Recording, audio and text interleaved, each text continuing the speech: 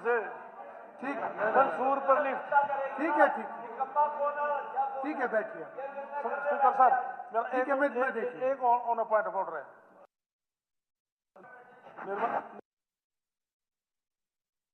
मैंने एक बात कही कि बीजेपी सरकार में जो मशीनें उसकी बजाय मैनुअली वोटिंग होनी चाहिए, वोट चोरी का आरोप लगाया। मैं ये बात कहना चाहता हूं, जब पूरे देश में 2019 में लोकसभा का चुनाव हुआ तो 52 सीट आई थी कांग्रेस की, 2024 में चुनाव हुआ तो 99 सीट आई।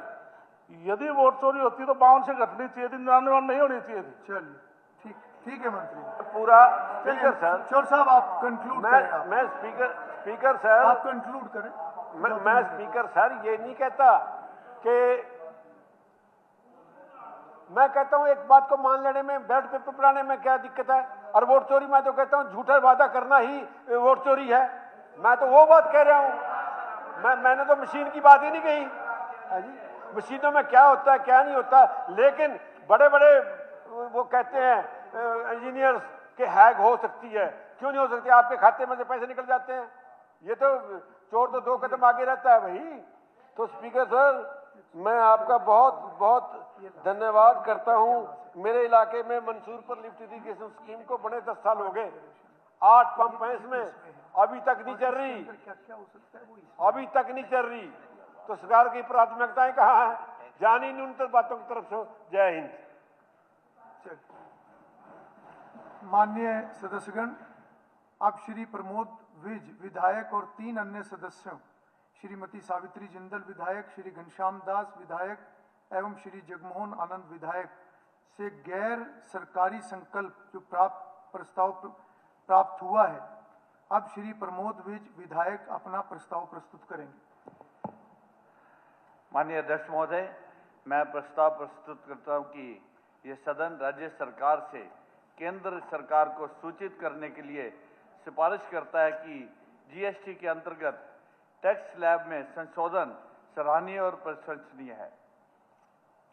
प्रस्ताव प्रस्तुत हुआ कि ये सदन राज्य सरकार से केंद्र सरकार को सूचित करने के लिए सिफारिश करता है कि जीएसटी के अंतर्गत टैक्स स्लैब में संशोधन सराहनीय तथा प्रशंसनीय है।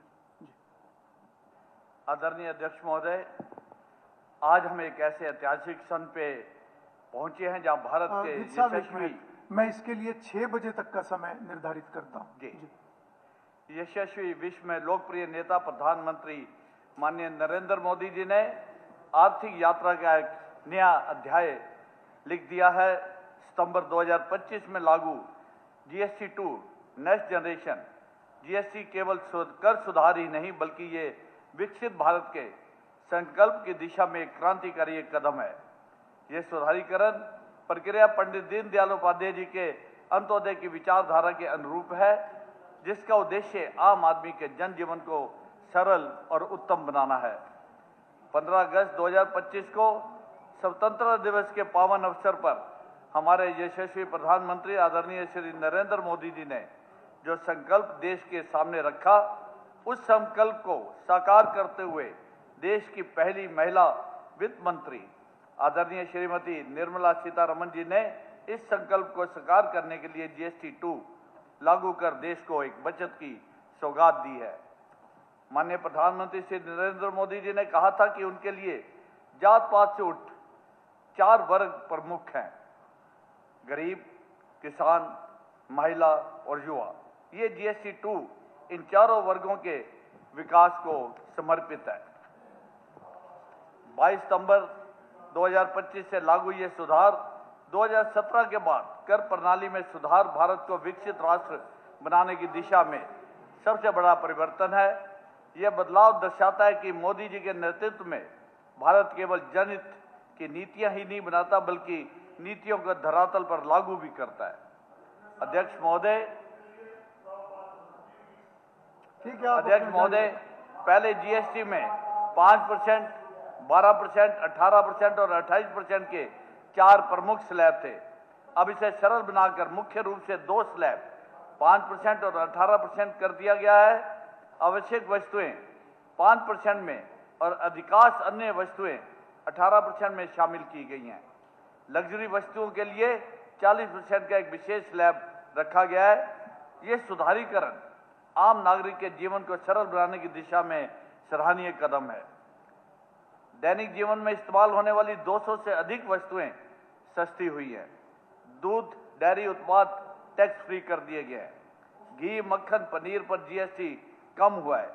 12% की लगभग 99 वस्तुएं 5% स्लैब में आई हैं और 28% की 90 वस्तुएं 18% की स्लैब में की गई हैं। मैं यहाँ एक बात कहना चाहता हूँ कि घर का खर्चा जो है महिलाएं बहुत उचित तरीके से रखती हैं और निश्चित तौर पे ये सुधारीकरण के बाद हर घर में जितना बजट किसी घर का किचन का होगा, हर महिला ये जरूर अपने घर में बात करेगी कि भाई इस बार तो हमारा पैसे भी बच गए, सामान भी ज्यादा आ गया और ये मोदी जी के सुधारीकरण की वजह से हुआ है, जिसमें किचन का खासकर खान पीन का सामान बहुत सस्ता किया गया है।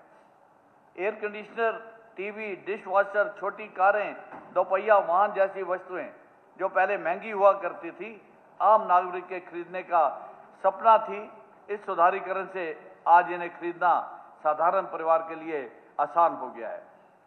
बीमा प्रीमियम पर जीएसटी समाप्त होने से करोड़ों मध्यम वर्गीय परिवारों को बीमा सुरक्षा का लाभ मिला है।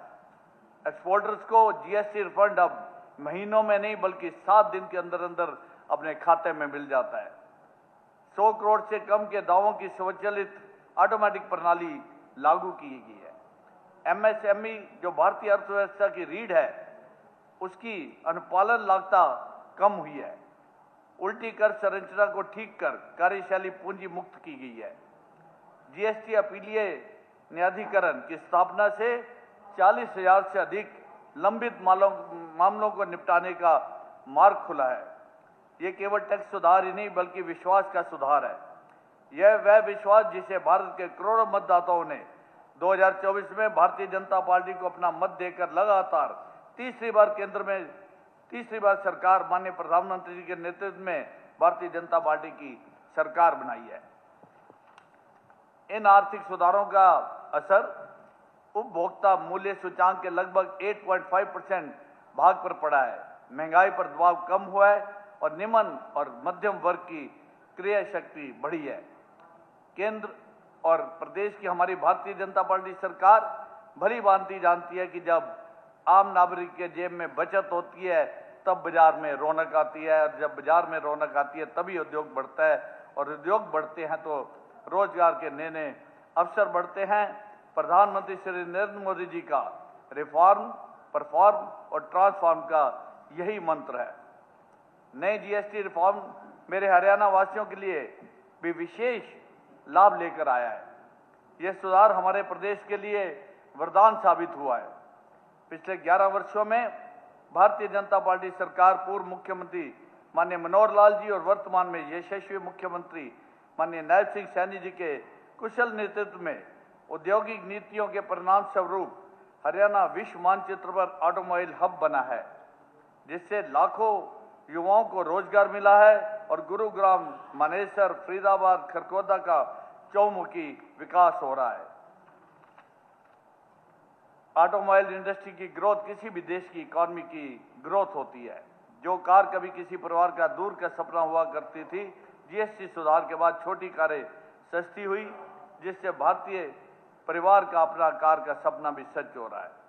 मोटर वाहनों पर जीएसटी 28% से 18% होना केवल टैक्स कटौती नहीं बल्कि मध्यम वर्ग के सपनों को पंख लगाने का सुनहरा अवसर है। पानीपत का टेक्सटाइल उद्योग, जमुनानगर अंबाला की इंडस्ट्री, फरीदाबाद का मैन्युफैक्चरिंग हब, गुरुग्राम का कारपेट सेक्टर, सभी को अनुपालन सरल होने से बहुत फायदा हो रहा है। निर्माण सामग्री सस्ती होने से इंफ्रास्ट्रक्चर को नई गति मिली है। इससे हरियाणा की अर्थव्यवस्था को भी नई ऊर्जा मिल रही है। प्रधानमंत्री आवास योजना और मुख्यमंत्री आवास योजना का लोगों का सपना साकार हो रहा है। बीज, खाद, कीटनाशक, ट्रैक्टर और कृषि उपकरण पर जीएसटी दरें पहले की तुलना में कम और व्यवस्थित हुई हैं। बहुत सारे आवश्यक कृषि वस्तुएं 0% या 5% के स्लैब में रखी गई हैं। इससे खेती की लागत घटाने में मदद मिल रही है, जिससे प्रदेश के अन्नदाता किसान को एक बहुत बड़ी राहत मिली है। पहले अलग अलग राज्यों में अलग अलग टैक्स वैट और एक्साइज लगता था, लेकिन जीएसटी के बाद टैक्स सिस्टम में एक समान हो गया, जिससे ट्रैक्टर और मशीनरी की कीमतों में पारदर्शिता आई और कमी भी आई है। खेती की लागत कम होने से उत्पादन के साथ साथ किसान की आय भी बढ़ रही है। किसान कल्याण के हित में सरकार का यह निर्णय हमारे अन्नदाता के लिए मजबूती देने वाला साबित हुआ है। फूड प्रोसेसिंग उद्योग को टैक्स क्रेडिट की सुविधा मिली है। इससे कृषि उत्पादों की मांग बढ़ी है, जो किसानों के लिए बहुत फायदेमंद है। हमारे हरियाणा वीर सैनिकों, किसानों और युवा खिलाड़ियों का प्रदेश है। हमारे हरियाणा के खिलाड़ी, हमारी सरकार, नायब सिंह सैनी जी की सरकार की खेल नीतियों के परिणाम स्वरूप आज प्रदेश के साथ साथ देश का नाम भी विश्व पटल पर अंकित कर रहे हैं। जीएसटी में महत्वपूर्ण जनहित सुधारों के बाद खेल सामग्री सस्ती हुई है, जिससे खिलाड़ियों को खेलों में आगे बढ़ने का प्रोत्साहन मिलेगा। खेल प्रतियोगिता में अपना दमखम दिखाकर हमारे बेटे और बेटियां भविष्य की राह तराश रहे हैं। जीएसटी 2 सुधारीकरण से कच्चा माल, मशीनरी, पैकेजिंग पर टैक्स दर कम होने से इनपुट कॉस्ट घटेगी, जिससे अंतिम उत्पाद सस्ता होगा और मुनाफा बेहतर होने से जिनके परिणाम स्वरूप उद्योग ज्यादा प्रतिस्पर्धा बनेंगे। ज्यादा उत्पादन से रोजगार के अवसर भी बढ़ेंगे। जीएसटी सुधार के बाद सप्लाई चेन, ट्रांसपोर्ट और वेयर हाउसिंग जैसे व्यापार में बहुत तेजी से उन्नति होगी, जिससे बड़ी संख्या में रोजगार बनेंगे। जीएसटी सुधार से हरियाणा में निवेश की संभावनाएं और बढ़ गई हैं। गुरुग्राम, फरीदाबाद, मनेसर, खरगोदा, पानीपत, सोनीपत, अंबाला और भी अनेक शहरों के अंदर नए नए उद्योग स्थापित हो रहे हैं। विदेशी निवेश बढ़ने और हरियाणा की नई इंडस्ट्रियल पॉलिसी और जीएसटी 2 सुधारीकरण से जो तीव्र गति से हरियाणा में उद्योगों और व्यापार का विकास होगा, उससे हरियाणा से विदेशों को निर्यात में गति आएगी। अंतर्राष्ट्रीय बाजार में प्रतिस्पर्धा में हरियाणा के उद्योगपति कामयाब होंगे, जिससे राजस्व में विदेशी मुद्रा आय में भी बढ़ोतरी होगी। जीएसटी 2 सुधारीकरण से दीर्घकालीन परिणाम विकसित भारत के निर्माण में अपेक्षित है। ये सुधार केवल आज की राहत ही नहीं, बल्कि भविष्य की नींव है, जिससे व्यवसायों को औपचारीकरण होगा, कर आधार का विस्तार होगा और घरेलू उपयोग मजबूत होगा, निर्यात प्रतिस्पर्धा बढ़ेगी। ये सुधारीकरण देश को आत्मनिर्भर भारत बनाने में गति देगा। कम जीएसटी का मतलब है मजबूत किसान, मजबूत उद्योग, ज्यादा रोजगार, सस्ता सामान और मजबूत समाज, और आर्थिक रूप से मजबूत समाज का मतलब है विकसित भारत। कम जीएसटी आशीर्वाद, जन विश्वास और जन विकास का मार्ग है। मोदी जी के नेतृत्व में भारत अब निर्णय लेने से डरता नहीं है, भारत निर्णय लागू करता है। अध्यक्ष महोदय, 2025 भारत की विकास यात्रा का निर्णायक वर्ष बन गया है, जहां नीतियां प्रगति में बदली और संकल्प प्रभाव में बदल रहे हैं। जीएसटी 2 महंगाई पर एक निर्णायक प्रहार है। ये महंगाई घटती है तो वो और भी नियंत्रित होती है और समाज में स्थिरता आती है। नेक्स्ट जनरेशन जीएसटी सुधारों ने ये सिद्ध कर दिया कि ये सरकार जनहित में बड़े और साहसिक फैसले लेने से पीछे नहीं हटती। आज का भारत आत्मविश्वासी है, आज का भारत आत्मनिर्भर है, आज का भारत विकसित भारत की ओर तेजी से बढ़ रहा है। आइए हम सब मिलकर स्वदेशी उत्पादों को अपनाएं, आत्मनिर्भर भारत के संकल्प को और भी मजबूत करें और प्रधानमंत्री श्री नरेंद्र मोदी जी के नेतृत्व में एक समृद्ध, स्थिर और विकसित भारत के निर्माण में अपना योगदान दें। साथ ही साथ हम संकल्प लें कि हम विकास की राजनीति करेंगे, हम जनहित की नीति अपनाएंगे, हम पारदर्शिता को प्राथमिकता देंगे। अध्यक्ष महोदय, अंत में मैं ये कहना चाहूँगा कि 2025 भारत की विकास यात्रा का निर्णायक वर्ष बना है, जहाँ नीतियाँ प्रगति में बदली, संकल्प प्रभाव में बदल रहे हैं और ये सुधारीकरण माननीय प्रधानमंत्री जी की विचारधारा सबका साथ, सबका विकास और सबके विश्वास और सबके प्रयास को दर्शाता है। सभी वर्गों को साथ लेते हुए उनके विश्वास और प्रयास से आत्मनिर्भर भारत के विकास की दिशा में बढ़ते हुए विकसित भारत के संकल्प को साकार करेगा। मोदी है तो मुमकिन है।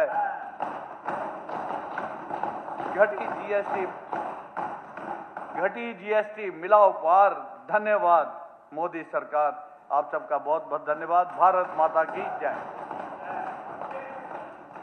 अशोक अरोड़ा जी, आपको भी मिले, कह लो आप। अशोक अरोड़ा जी। धन्यवाद स्पीकर सर।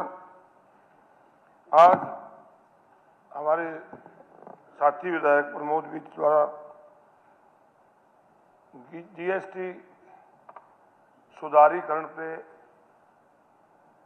केंद्र को सूचित करने का प्रस्ताव लेकर आए। अच्छी बात है कि सुधारीकरण होना चाहिए, परंतु स्पीकर सर, ये जीएसटी का जो बिल है 1 जुलाई 2017 को आया था। समान टैक्स एक देश में प्रणाली लागू हो, इसकी काफी दिनों से थी, और ये जीएसटी जब लागू हुआ पूरे देश में हुआ। आज कह रहे हैं कि इससे खेती को बढ़ावा मिलेगा, किसान को फायदा होगा, परंतु मेरे मित्र ये नहीं जानते कि आजाद भारत में पहली बार अगर किसी सरकार ने खेती पे टैक्स लगाया, एग्रीकल्चर इंप्लीमेंट्स पे अगर जीएसटी लगी तो पहली बार लगी। ट्रैक्टर पार्ट्स पे जीएसटी लगी तो पहली बार लगी। खाद पे जीएसटी लगी तो पहली बार लगी। तो किस प्रकार से आप ये कह सकते हो कि ये किसान के फायदे के लिए था? और स्पीकर सर, इस देश में 28% तक टैक्स को ले जाना, ये भी इसमें था। आज अगर सुधारीकरण की आप सूचना देते हो तो इसके साथ साथ पिछले 8 साल मैं पढ़ रहा था, हरियाणा सरकार का जगह जगह बोर्ड लगे हुए थे कि 4000 करोड़ का सालाना ऐतिहासिक बचत हरियाणा प्रदेश के लोगों को होगी। तो इसका मतलब 32,000 करोड़ जो लूटा उसकी माफी भी मांगने का प्रस्ताव इसमें आना चाहिए। स्पीकर सर, मैंने आपकी बात कही है, उसमें किस विज साहब नहीं, ठीक है, उनको अपनी बात रखनी, आपने अपनी बात रखी। और स्पीकर सर, जीएसटी एक गरीब माँ बाप, उसकी बच्ची जो ट्यूशन पढ़ने जाती थी उसके लिए स्कूटी लेके जाता था, उस पर भी 28% टैक्स कैसे जाए? जो स्कूटी 2014 में 35-40 हजार की आती थी, आज जीएसटी जब 28% लगा तो 1,05,000 की आने लग गई। इतनी महंगाई बढ़ी। यार अपनी बात कह लेना, तुम बोलोगे जून साहब आप। चलिए विधायक जी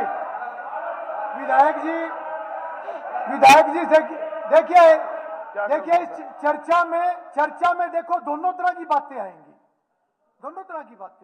वो आप अपनी बात रखेंगे, कोई बात नहीं। स्पीकर सर, कोई आपत्तिजनक होगा तो मैं निकाल लूंगा। अभी जैसे लूट वाला शब्द था वो मैं एक्सपंज कर रहा हूं। इस प्रकार का कोई शब्द ना आए। नहीं, आप अपनी बात आप निकलवा दें। हाँ, जो गलत शब्द हो आपको लगे तो हम उसके लिए ना बोला जाए तो मैं दोनों तरफ से ना बोला, कोशिश हो। तो मेरा स्पीकर सर इसमें यही कहना है कि जब से जीएसटी आया, ये बात ठीक है कि हर स्टेट की जो वित्तीय स्थिति थी अच्छी हुई है, और किसी स्टेट की वित्तीय स्थिति जब अच्छी होती है, क्योंकि सरकार तो लोग बनाते हैं और लोगों के लिए होती है, तो उसमें जनता को राहत भी मिलनी चाहिए। आज हमारी प्रदेश के वित्त मंत्री ने, मुख्यमंत्री जी ने 2 करोड़ 23 लाख का बजट पेश किया, तो इसमें बहुत बड़ा योगदान जो जीएसटी कलेक्शन है उसका है, क्योंकि टैक्स इतने ज्यादा लगा दिए गए जिसकी वजह से ये बढ़ा। दूसरा उसमें योगदान आपके स्टाम्प ड्यूटी का। मेरा ये कहना है कि आज हमारे स्टेट ठीक है कि हमारे हाथ में नहीं है कि जीएसटी को हम अपने लेवल पे बढ़ा सकते हैं, परंतु अपने प्रदेश के लोगों को राहत तो दे सकते हैं। आज पेट्रोल और डीजल के ऊपर वैट है, उसको कमी कर देनी चाहिए। तो मैं कहता हूं कि ये जो प्रस्ताव आज लेके आए हैं ये ठीक है कि उनका धन्यवाद करो कि उन्होंने कम करे, परंतु ये भी इसमें जरूर डालो कि जो पिछले 8 साल तक जनता की जेब पे बोझ डाला, इसके लिए माफी मांगनी चाहिए। श्री जगमोहन आनंद, आपने अपना विषय रख दिया। नहीं, मैं बाद में दे दूंगा टाइम आपको, अभी नहीं। आदरणीय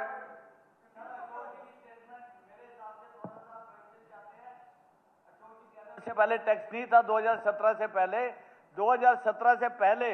2 टैक्स थे ट्रैक्टर के ऊपर, एक वैट था और एक एक्साइज था, दोनों थे। आप देखिए, आइए आप देखिए, है मेरे पास है, मैं आपको दिखाता हूं अभी कितने % था। देखिए मेरे पास डाटा है सारा। मैंने ये कहा है tractor parts, agriculture implement and खाद। ट्रैक्टर पे नहीं कहा अभी साहब, ये गूगल पर सर्च ये कर लो कि ट्रैक्टर पार्ट पे, आप ट्रैक्टर की करो, ट्रैक्टर पार्ट की करो। चलिए, श्री जगमोहन आनंद। आदरणीय अध्यक्ष महोदय, सबसे पहले मैं आपका आभार व्यक्त करता हूं कि आपने मुझे इस महत्वपूर्ण प्रस्ताव पर अपने विचार रखने का अवसर प्रदान किया। एक शेर के माध्यम से मैं अपनी बात रखूंगा। जीएसटी से अर्थव्यवस्था को मिली नई धार। उड़ा साहब सीनियर हो आप, जरा हम तो पहली बार आए, जरा ठीक है, आप रखिए। जीएसटी से अर्थव्यवस्था को मिली नई धार, एक देश एक टैक्स से सजा व्यापार का दरबार। यह प्रस्ताव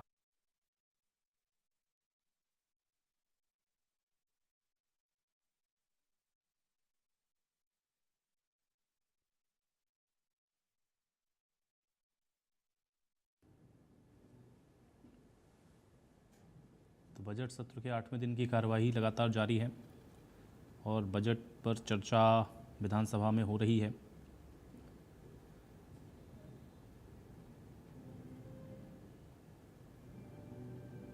तो बजट सत्र की कार्रवाई को भी आप देख रहे थे। हरियाणा विधानसभा की बजट सत्र की कार्रवाई आदि जिन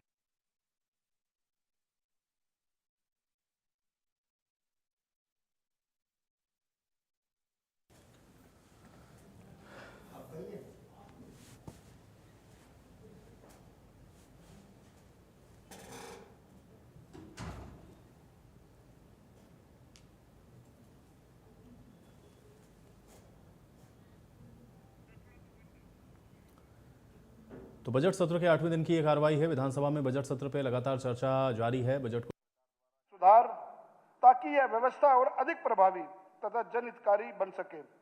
हाल ही में कर स्लैब में किए गए नए संशोधन ने उसी दिशा में उठाया गया एक महत्वपूर्ण कदम है।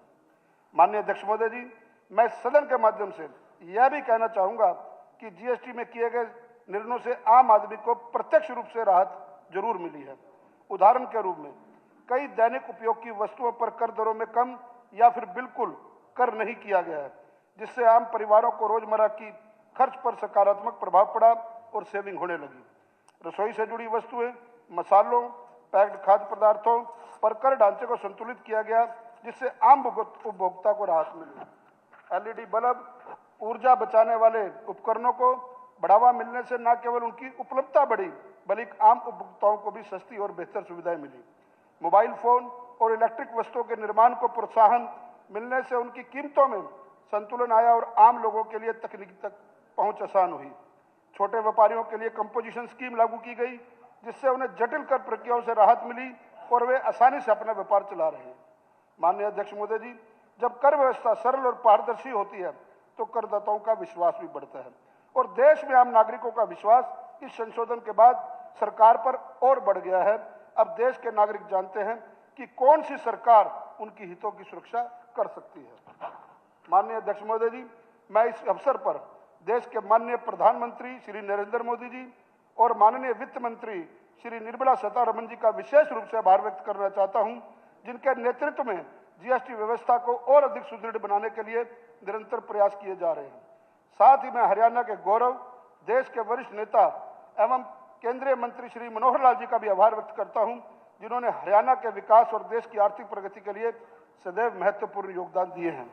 इसके अतिरिक्त मैं हरियाणा के यशस्वी मुख्यमंत्री नायब सिंह सैनी जी का भी धन्यवाद करता हूं, जिनके कुशल नेतृत्व में केंद्र सरकार की योजनाओं को हरियाणा प्रदेश में लागू कर विकास, पारदर्शिता और जन कल्याण की दिशा में निरंतर कार्य चल रहा है। माननीय अध्यक्ष महोदय जी, हरियाणा जैसे प्रगतिशील और औद्योगिक राज्य के लिए जीएसटी व्यवस्था अत्यंत लाभकारी सिद्ध हुई है। इससे व्यापार को बढ़ावा मिला, निवेश के अवसर बढ़े और प्रदेश की अर्थव्यवस्था को नई गति मिली। इस सदन के माध्यम से राज्य सरकार से आग्रह करता हूं कि वह केंद्र सरकार को यह संदेश दे कि जीएसटी के अंतर्गत कर स्लैब में किया गया संशोधन वास्तव में सराहनीय, प्रशंसनीय और जनहितकारी कदम है। मैं एक वाक्य कहकर अपनी बात को समाप्त करूंगा। पुराने करों की उलझनों को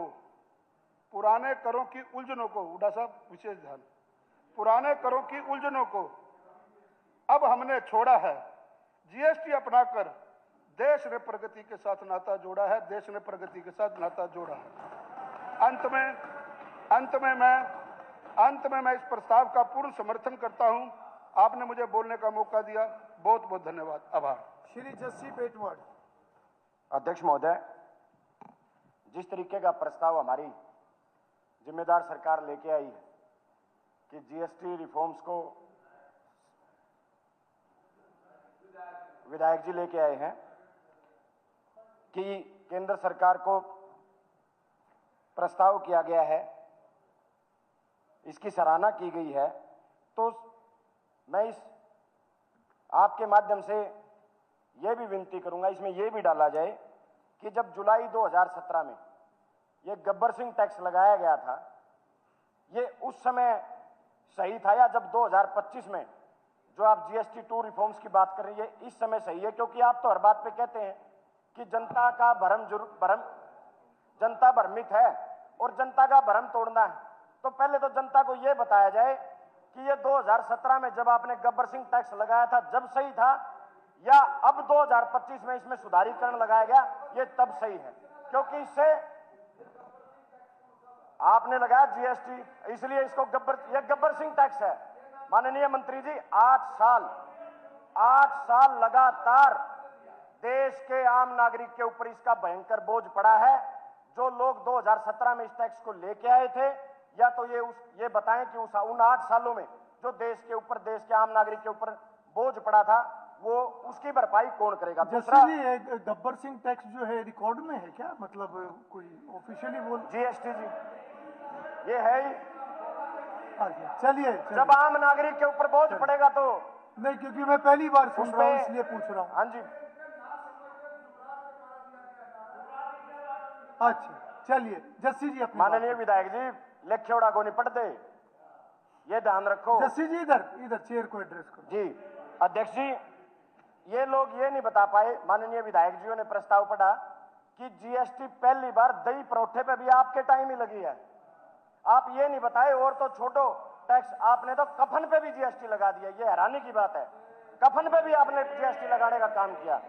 अध्यक्ष महोदय, मैं तो केवल इतना कहूंगा, चाहे खाद की बात हो, पेस्टिसाइड्स की बात हो, चाहे कृषि उपकरणों की बात हो, पहली बार देश में टैक्स लगाने का काम किया। एक और सिफारिश आप अपनी तरफ से भेजिए, पेट्रोल और डीजल आज तक जीएसटी से बाहर हैं, वो आज जनता के ऊपर भारी, पूरे देश में हरियाणा प्रदेश की जनता के ऊपर बोझ पड़ रहा है। मैं इस सदन में ये भी सिफारिश करना चाहूंगा, जो आप भेज रहे हैं उसके अंदर ये भी लिख के भेजिए कि पेट्रोल और डीजल को इस जीएसटी के अंदर ऐड किया जाए, ताकि इस जनता के ऊपर जो अतिरिक्त बोझ इस सरकार ने जीएसटी लगाने के ऊपर पड़ा वो कम हो। धन्यवाद अध्यक्ष महोदय। श्री विकास सहारण, हाँ आप कुछ कहना चाह रहे हैं? शॉर्ट, ये प्रमोद जी शॉर्ट में। अध्यक्ष जी, प्लीज। विपक्ष जो है बात को घुमा रहा है फिर से कि ये अब लगा टैक्स। मैं माननीय सदस्यों को बताना चाहूंगा कि 2017 जीएसटी लगने से पहले भी ट्रैक्टर पे टैक्स था, 5% टैक्स था, सुनिए, और आज भी 5% है।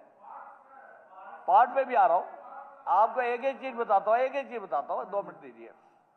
पहले ट्रैक्टर की बात की, उसका मैंने जवाब दिया कि आज भी 5% है। 2017 से पहले भी वो वैट के रूप में 5% टैक्स लगता था, एक्साइज 0 थी उसके ऊपर। आज टोटल टैक्स 5% है। इसी तरह से अगर आप कृषि में इस्तेमाल होने वाले अलग अलग जो औजार है उसकी अगर मैं चर्चा करूं तो आज बहुत सारे ऐसे छोटे औजार हैं जिनके ऊपर 0 टैक्स किया है सरकार ने, 0 टैक्स है। जैसे हल के ऊपर, खुरपी के ऊपर, कुदाल, फावड़ा, दंतरी, हाथ से चलने वाले छोटे छोटे जो उपकरण है। एक मिनट, आपको 1 मिनट बताता हूं, 1 मिनट, अरे सबर कर लो भाई। आपने कोई विषय उठाया वो उसको क्लियर कर रहे हैं, कोई बात आज नहीं, तो क्लियर कर रहे हैं। सबर कर लो, सुन के ही तो रिएक्ट करोगे ना, बिना सुने कैसे रिएक्ट करोगे? सुनिए पूरी बात।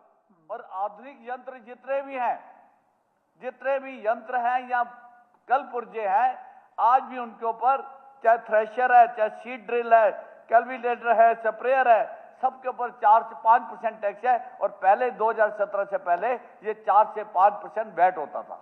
चलिए, श्री विकास सारण। स्पीकर सर, चलिए, जो यहाँ पे चर्चा हो रही है, मैं ध्यान दिलाना चाहूंगा, जब ये प्रस्ताव आया था, बिल लेकर के आया था, तो जो हमारे साथी हैं इन्होंने इसका बहुत विरोध किया था। और जो कांग्रेस की गवर्नमेंट थी, कांग्रेस की गवर्नमेंट ने रिकमेंड किया था 6, 12 और 20 का स्लैब। और भारतीय जनता पार्टी ने कौन से स्लैब बनाए?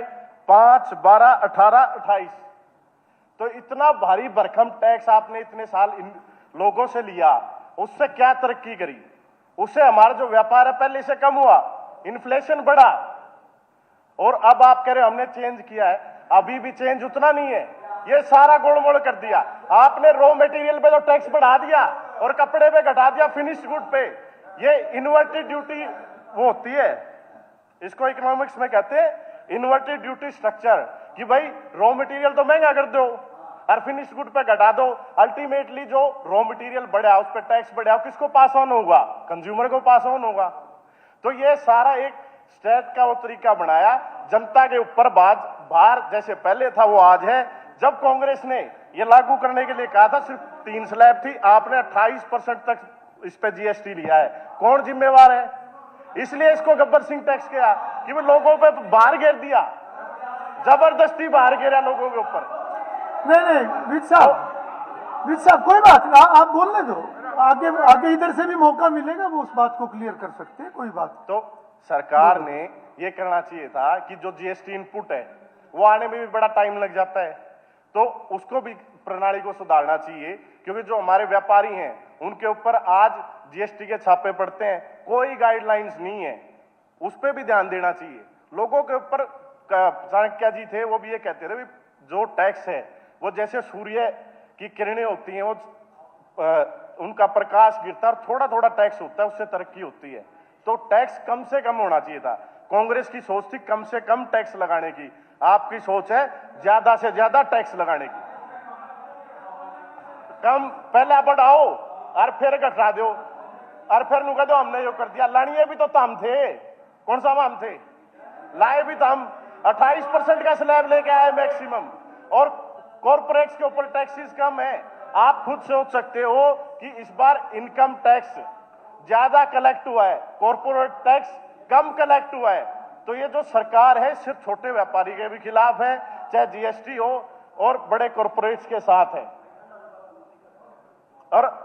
और टैरिफ जी, जो अब हमने देखा जो कुछ अभी हमारा चल रहा है देश में, कि किस प्रकार से एक देश जो कहता है वही फरमान जारी होता है, हमारी सरकार वो कर देती है, तो उसका भी तो नुकसान हम ही होएगा। हम जीएसटी एग्रीकल्चर गुड्स पे ये कह रहे हैं जी कि हमने घटाया है, अच्छी बात है। हम कितनी सब्सिडी अपने किसान को और देंगे उसकी भी बात करनी चाहिए, क्योंकि जो ये बाहर से जो एग्रीमेंट हुआ है इसमें हमारे किसान को जो सपोर्ट मिलनी चाहिए वो नहीं मिल रही है, उसके बारे में भी बात करनी चाहिए। अभी 3 से 18 होगी।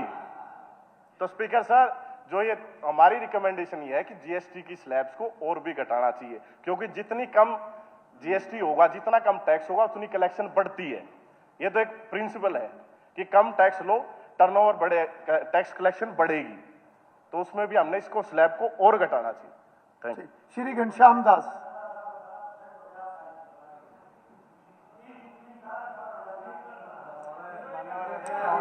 चलिए चलिए, सुनिए, अब इधर की सुनिए, ये मंथन है, दोनों तरफ की सुने एक दूसरे की। एक बहुत अच्छा प्रस्ताव श्री प्रमोद विज जी हमारे माननीय सहयोगी सदन में लाए, और मैं इनका धन्यवाद करता हूं। बहुत कुछ कहा गया, पक्ष में भी और विपक्ष में भी, सब ने अपनी अपनी वाक्पटुता का, अपनी अपनी व्यवहार कुशलता का और अपने अंदर कितना ज्ञान है उसको वर्णन करने का कोई अवसर छोड़ा नहीं। परिवर्तन प्रकृति का नियम है और समय समय पर जनहित में लिए गए फैसले तय करते हैं कि सरकार की सोच कैसी है। मैंने कहा परिवर्तन प्रकृति का नियम है। पहले सेल टैक्स था, सीएसटी था, उसके ऊपर सरचार्ज होता था, उसके ऊपर सेस भी लगता था, उसके बाद वैट आया, अलग अलग प्रदेशों में अलग अलग किस्म की वैट की दरें थी, माफिया विकसित हो गए थे। एक प्रदेश जहां कम टैक्स है वहां से माल ले जाकर जहां टैक्स की दरें ज्यादा हैं माल को बेचना, इस प्रकार का प्रयास भी समय समय पर कुछ लोगों ने, कुछ माफियाओं ने किया है। मोदी जी की सरकार, भारतीय जनता पार्टी की सरकार, एक देश एक कर, उसको धरातल पर उतारने का काम किया और सारे देश में टैक्स की दरें एक समान हो, क्योंकि सारे देश के किसी भी प्रदेश में रहने वाला नागरिक, वो भारतवर्ष का नागरिक है, उसको अलग अलग प्रकार के टैक्स ना देने पड़े। इस प्रकार की चिंता मोदी जी ने की और एक देश एक टैक्स के तहत जीएसटी को हम लाए। और जब हम जीएसटी को लाए, इसके लिए, अरे भैया सुन लीजिए, मैंने जब आप बोल रहे थे मैंने नहीं बोला था, ना मेरा स्वभाव है डिस्टर्ब करने का। आप मेरी बात को सुन लीजिए, कहीं आपको कोई संशय हो, कोई बात तर्कसंगत ना लगे, कृपया मुझे व्यक्तिगत रूप से मिल लें। आप बहुत अच्छे वक्ता हो, आप मुझे मिलेंगे, मैं आपको कन्विंस कर दूंगा। सुनो आराम से, तो आराम से। जीएसटी, हाँ नहीं कोई बात नहीं, पर वो सुनना चाहिए, कोई बात नहीं। सुनो, आप भी मेरे से ही बात कर रही हैं, आप भी उधर नहीं कर रही, पर उपदेश कशोल बहुत ही रही।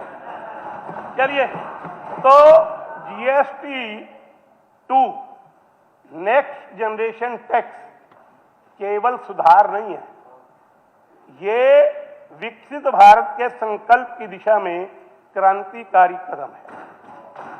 15 अगस्त 2025 को मोदी जी ने जो संकल्प लिया था, देश की वित्त मंत्री श्रीमती निर्मला सीतारमण जी ने इसको धरातल पर उतारने का काम किया। हम सब जानते हैं, कहा भी गया है कि 4 प्रकार की दरें रखी गई थी, 5%, 12%, 18% और 28%। अब जब हमने ये सुधार लाए तो हमने 4 दरों की बजाय 2 दरें कर दी, 5% और 18%। और हमने 200 रसोई में उपयोग होने वाली चीजें, आम व्यक्ति के जीवन में काम आने वाली वस्तु, उसको टैक्स फ्री करने का काम किया। 12% की हमने दरों को 99 वस्तुओं को 5% में लाए और 28% जिनके ऊपर टैक्स था, 90 ऐसी वस्तुओं को हम 18% में लेके आए। हम सब अच्छी तरह जानते हैं कि जो बीमा प्रीमियम है उसके ऊपर भी जीएसटी लगता था, उसको हमने 0% किया, समाप्त किया, ताकि सामान्य व्यक्ति जो भी बीमा करवाता है उसके ऊपर टैक्स का कोई बोझ न पड़े। और फिर इस टैक्स को जब हमने कम किया, सरकार ने सरकारी मशीनरी ने क्या क्या प्रिकॉशन ली, उसकी चर्चा करनी भी आवश्यक है।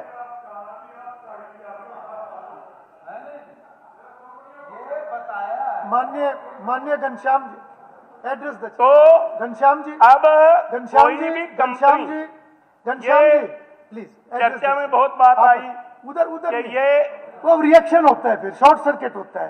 प्लीज चर्चा में ये बहुत बात आई माननीय अध्यक्ष महोदय कि टैक्स कम करने के बाद उसका लाभ बिचौलिया ले जाएगा, उपभोक्ता तक उसका लाभ नहीं मिलेगा।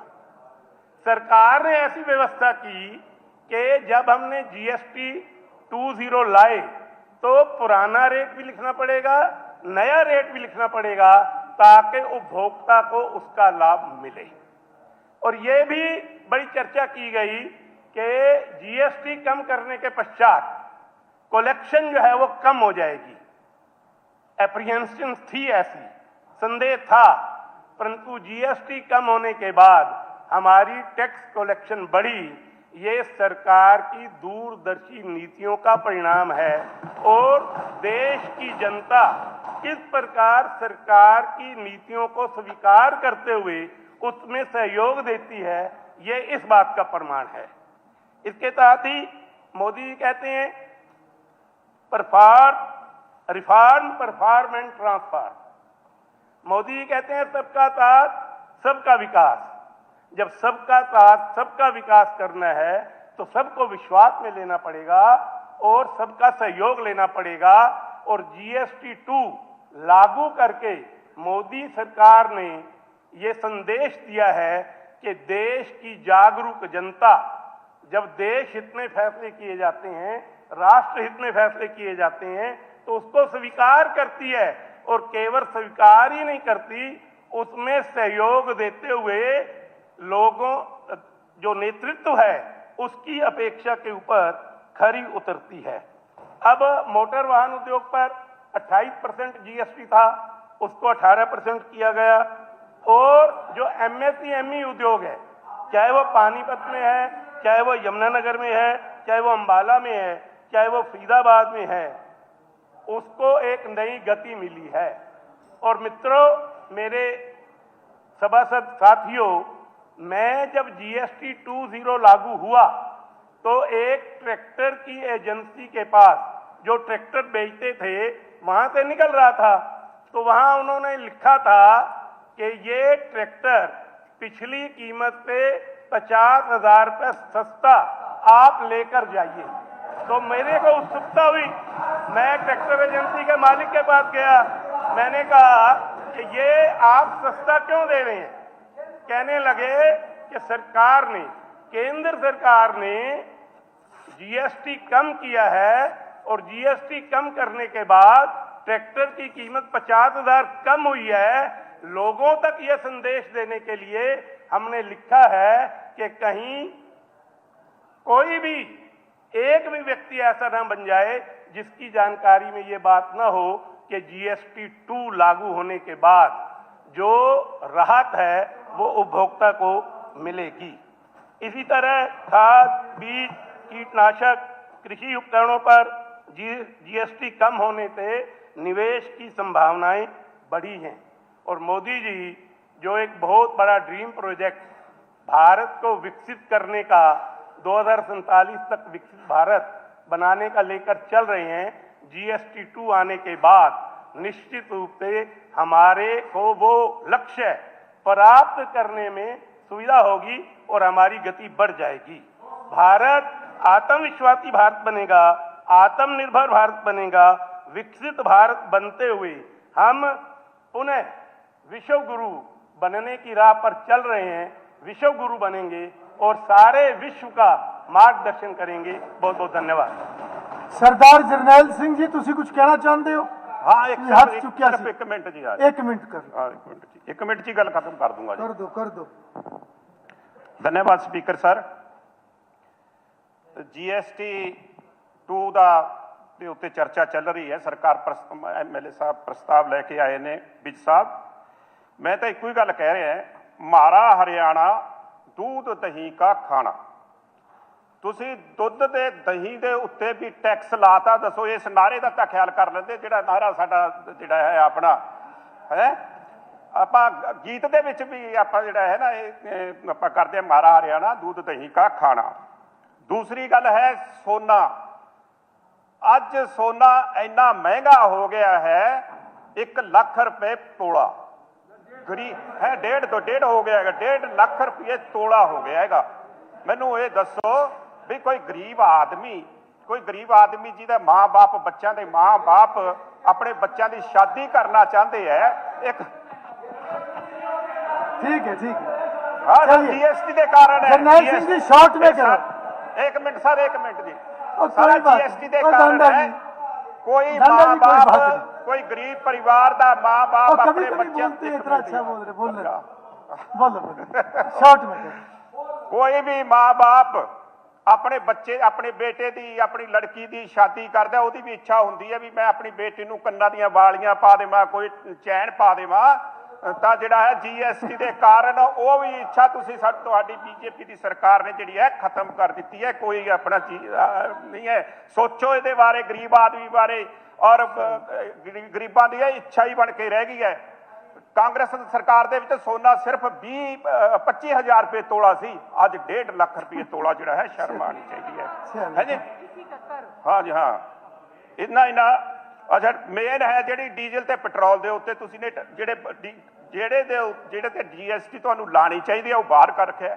ਅੱਜ ਗਰੀਬ ਆਦਮੀ 15-15 20 ਕਿਲੋਮੀਟਰ ਤੋਂ ਮੋਟਰਸਾਈਕਲ ਦੇ ਉੱਤੇ ਦਿਹਾੜੀ ਕਰਨ ਵਾਸਤੇ ਪਿੰਡ ਦੇ ਵਿੱਚ ਆਉਂਦਾ, ਸ਼ਹਿਰ ਚ ਆਉਂਦਾ ਹੈਗਾ ਦਿਹਾੜੀ ਕਰਨ ਵਾਸਤੇ। ਤਾਂ ਉਹ ਡੀਜ਼ਲ ਪੈਟਰੋਲ ਦਾ ਰੇਟ ਕਿੰਨਾ ਹੈ ਅੱਜ? 100 ਰੁਪਏ ਦਾ ਡੀਜ਼ਲ ਪਵਾ ਕੇ तेल पवा के पेट्रोल पवा, हाँ सर एक मिनट सर, पेट्रोल पवा के मैं 100 रुपए का तेल पवा के बेचारा दिया